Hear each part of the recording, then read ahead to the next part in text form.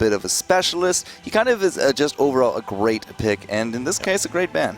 So does Cognitive look to secure a bit of their late game with the Kael'thas, or do they want their game plan, their tried and true strategy of the Butcher? Yeah. What are they going to pair this up with? Maybe a Tyrande, a Muradin. There's a lot of options they could go. They could try to lock in their support as well. Okay, we've seen this before. They're going back to what they were doing yesterday. Now, we actually saw them in, I believe it was the first round, try to do a triple melee assassin. Butcher, Kerrigan, Illidan is something they busted out. It didn't really work out. Yeah, in fact, it was the team they just were able to topple. Right. Complexity in this case. So yeah, they have the wacky strategies. We saw something a little bit more traditional out of them, and we saw Shot talking about that in the interview. So this is, I would say, pretty far from that traditional. No, big steal right there with the Tyrande and Uther as well going over to Cloud9 Maelstrom. They're not leaving anything here to chance, but Cognitive, as you said, triple assassin, no warrior yesterday was one game, double assassin, and Lili by the end of it for the second. That's how they got down here into this lower bracket in the first place. Those comps did not work, and now with so much on the line, Cognitive saying, no, this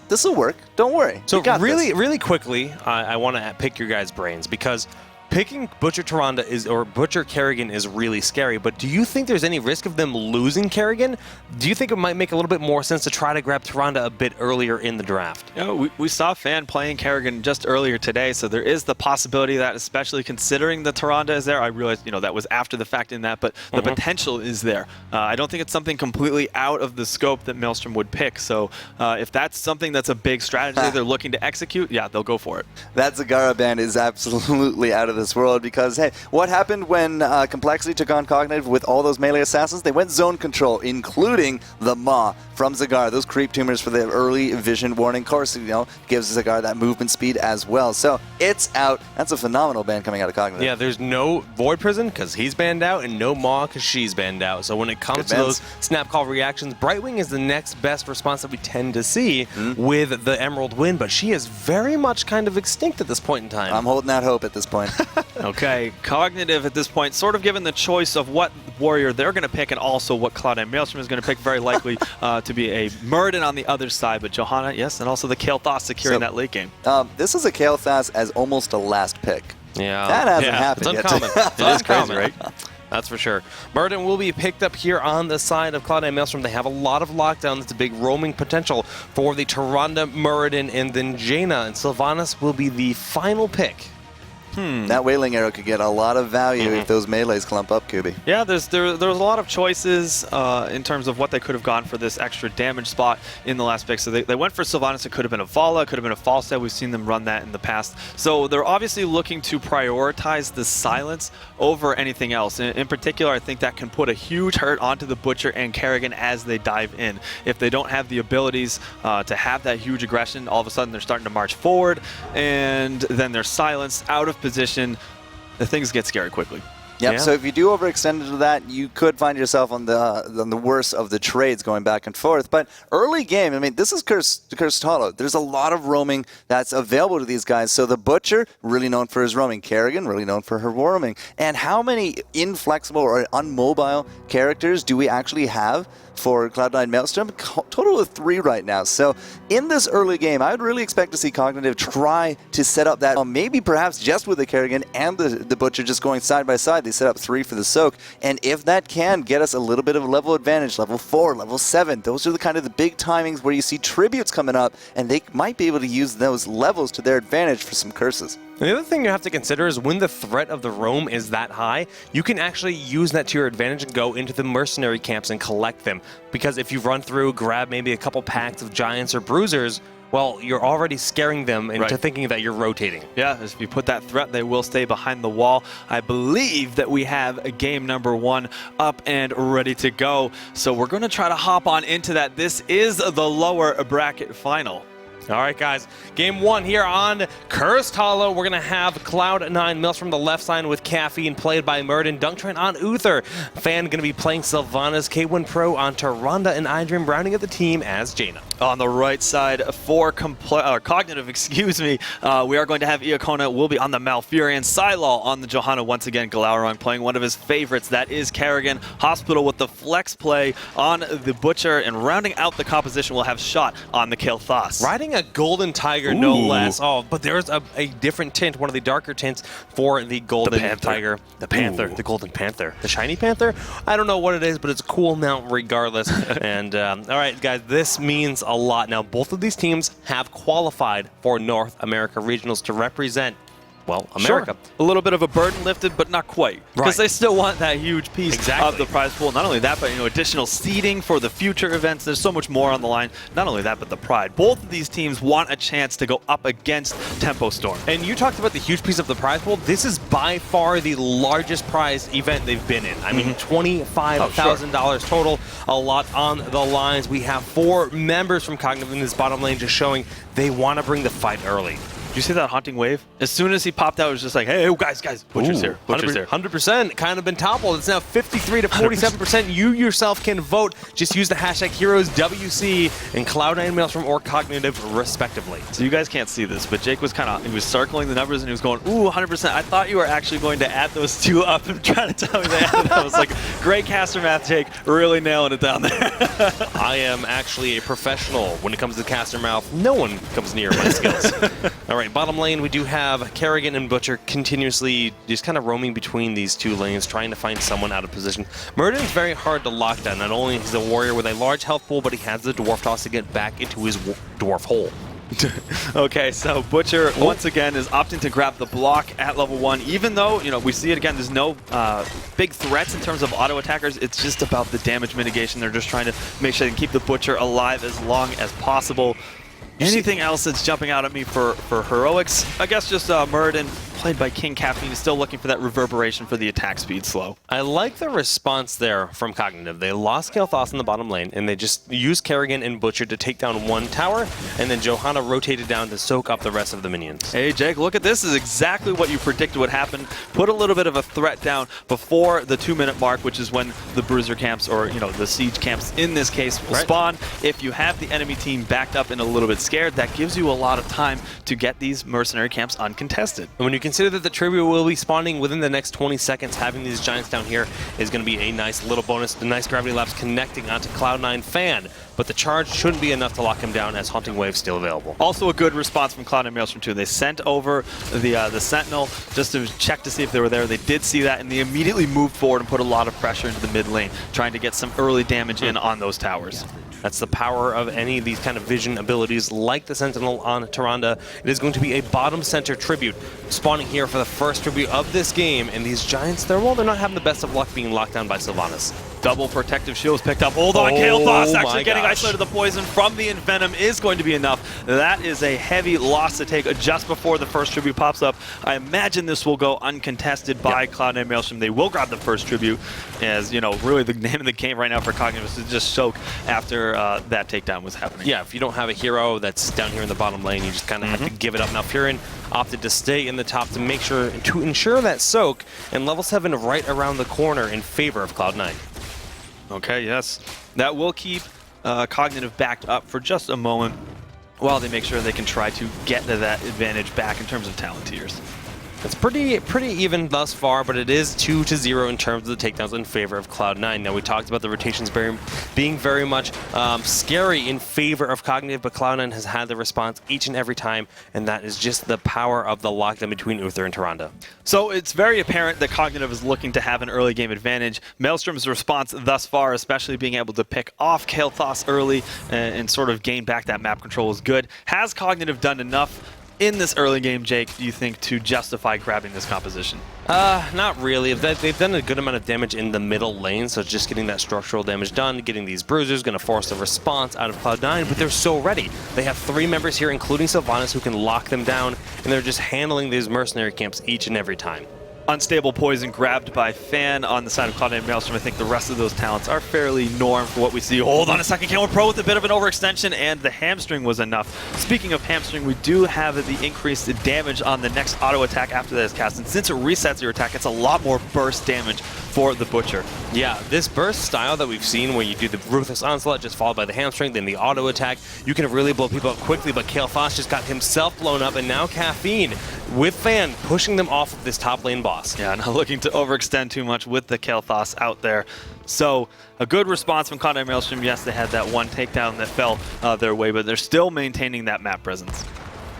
All right, well, the Bruiser camp is still available on the side of Cloud9 if they do decide they want to go for it. Sylvanas is pretty good at getting the mercenary camps, but they're currently up 2-0 in terms of tributes, and they have about a half-level lead in their favor. This is a tight spot where Cognitive, they should try to find a timing to take an attack before level 10 is achieved. So I'm looking at Kerrigan taking the giant camp in the lower right-hand corner of the map, and also a talent that pairs pretty well with it is the Impaling Swarm, which is Zergling's pop out when that Impale is used. Really does actually quite the number to soak shots and allow her to be a better jungler, if you will.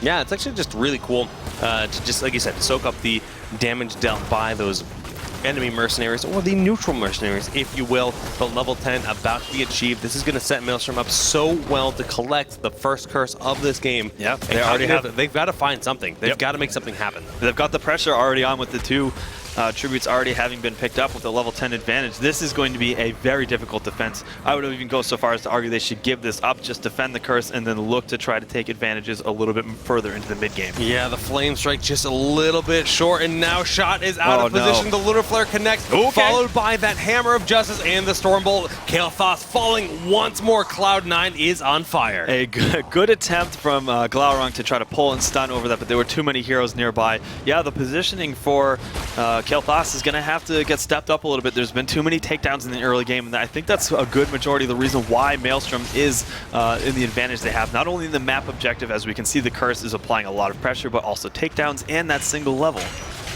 And that turns into a lot. You're talking a curse with a level advantage. This middle fort is going to fall as these forts collapse. They give a ton of experience propelling Cloud9 Maelstrom even further ahead. But we do have Cognitive in the top lane uncontested right now, so they're getting that experience themselves by taking out the structures. That'll really help them catch up in this game. It's an interesting thing. I'm sure Cloud9 Maelstrom wasn't quite expecting that, because you think your team gets cursed and that puts you into defense mode. Cognitive looking to try to take some advantage, the best of the bad situation, if you will. While all this action was happening, Jake, we did have level 10 strike. We can talk a little bit about some of the heroics that were picked up. We do have the Divine Shield for Uther, Water Elemental, the Starfall, the Silence, as we expected for Sylvanas. Haven't seen Possession in some time. No. The Avatar was picked up on Muradin as well. For Cognitive, we also have Maelstrom, we have the Furnace Blast Phoenix, the Tranquility, and the Blessed Shield were picked up. So there's a good bit of support there for the two melee and assassins. some big combos you can set up with the Blessed Shield. That's going to be kind of their initiation, followed by a potential Furnace with the Phoenix, and then of course the Maelstrom and Kerrigan. A lot of AoE damage, but the Sentinel on point each and every time. Water Elemental thrown down in an instant to try to peel or try to knock down Glaurung. Using that wall to try to escape here. Blessed Shield has been spent. Glaurung will end up falling here. Yes. Some cool plays, some neat jukes, but in the end is not going to quite be enough. And even Silal might be under a good bit of pressure. The entire team for Cloud9 Maelstrom is present, trying to lock this down, with Sylvanas able to shut down. There's no slow from the fort, and they are able to secure that. It's 2 takedowns for a little bit of an overextension on this boss. Something that they may have been able to get away with on some of the other teams in the lower bracket, but Maelstrom is having none of it. The vision is on point. Cloud9 is playing so clean. Every time that someone is missing, they're constantly counting heads. If they cannot see 4 or 5 members on the side of Cognitive on the minimap, they're just going to shoot a Sentinel at a likely point of the boss, wherever those priority mercenaries are. Yeah, it just feels like the second the two melee assassins go to take a boss, like, oh, yeah, we see you. And I can only imagine how disheartening those Sentinels are, because they were like, oh, we wanted to take this boss, we gotta leave. That Sentinel just went across the map and hit Kael'thas. I saw it on the mini-map, like... It's a sharpshooter. K1 Pro. What is happening? What a beast. The Hoots are too strong. The Hoots. All right, level 13 just about picked up for both sides at this point. We have a Shrink Ray, 1 Ice Block picked up on the side for Jaina, the Sprint actually for Tyrande.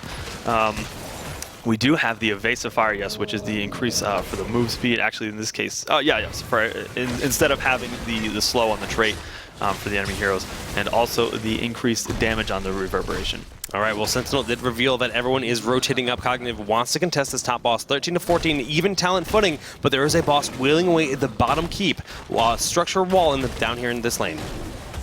A lot more defensive talents picked up as well. 2 spell shields for Butcher and Johanna, and an ice block for Malfurion. So we'll see how that plays into future team fights. But so far, a lot of things have just been members of Cognitive getting picked off for a little bit slightly greedy plays. This might even be exactly what we're talking about. Yeah, I mean, but Glaurung is moving in. Dwarf Toss does go out. Sprint was spent there.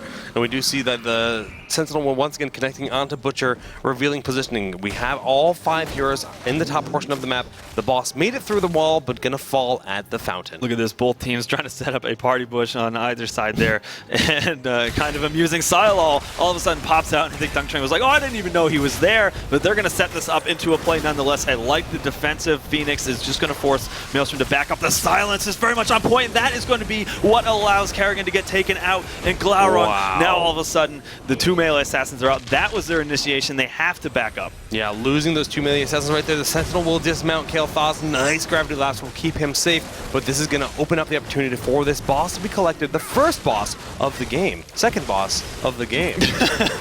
I think they're really making a case, Maelstrom is, for why they picked Sylvanas in this case. The silence did so much to punish both of the melee assassins. They're just looking for, I mean, ideally the melee assassins will pick one target to leap on and try to burst it down. If the silence is timed well, it's going to really, put a damper in that type of plan and punish them for that. It's exactly what we saw in that last fight. 16 picked up here, and we do see it's going to be Lunar Blaze on the Tyrande.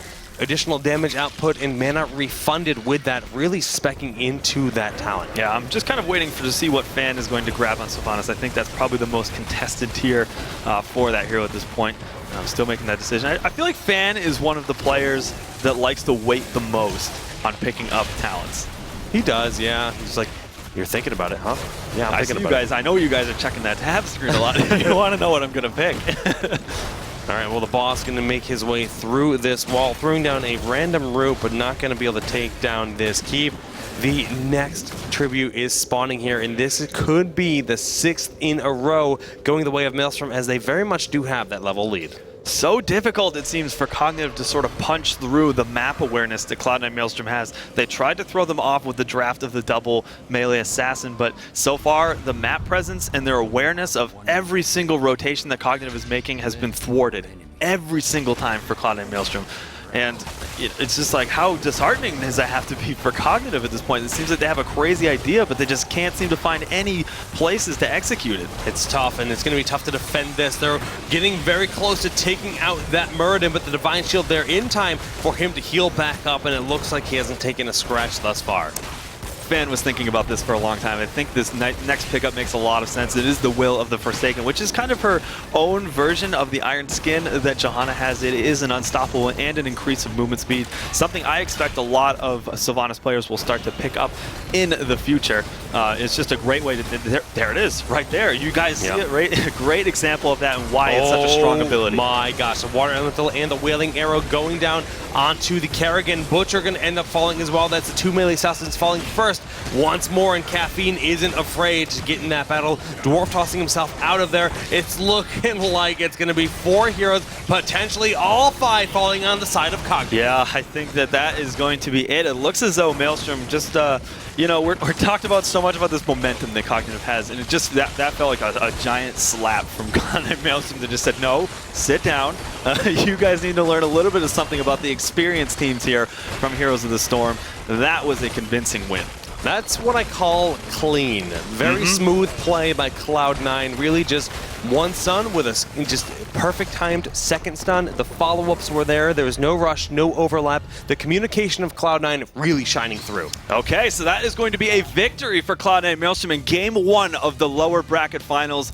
I think there's a little bit of saltiness for Cloud9 Maelstrom. They want that rematch up against Tempo Storm, and they say the Cognitive is not going to stand in the way of that. What was the saltiest moment of that game, Jester? I gotta say, like, a little bit early on, and we're gonna talk about this in the replay, we said you have to get that early roam. Butcher, Kerrigan, great, they're great roamers. Together, maybe not so much. We had one takedown by the end of it all.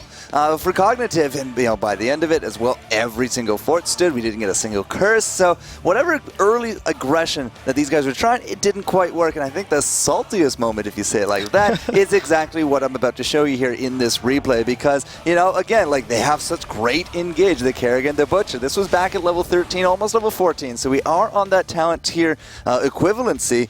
But the big target, you can see already the pings down here. Everybody wants to jump on top of Jaina. She's into the back. She's exposed. The flank is there. And guess what? I have a Butcher. I can charge in. I got a Kerrigan. I can charge in. And unfortunately, they kind of charge into a Silence Arrow. The Wailing Arrow hits right here. And as we're about to advance and go into it, keep your eyes on that spot. So here we go.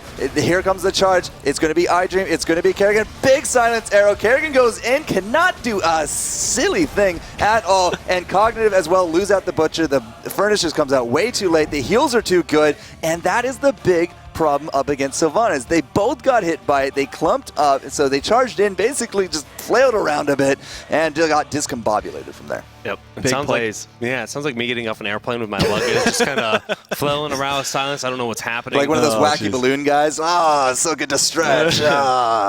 Oh, man. Kind of like those drawings that we saw there, some waviness. I like that.